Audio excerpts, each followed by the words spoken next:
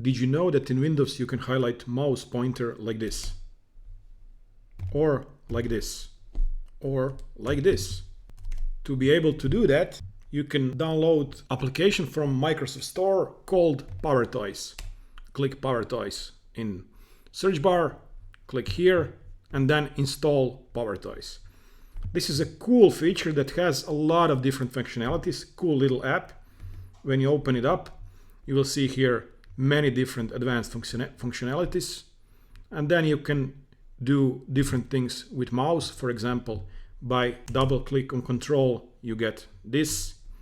You can change the method of activation. Then you have this, as you saw.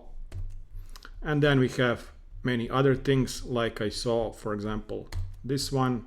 So yeah, pretty cool features called Microsoft Toys. You can use that for presentations, screen sharing, tutorials, whatever else do you need to use. So yeah, pretty good tool.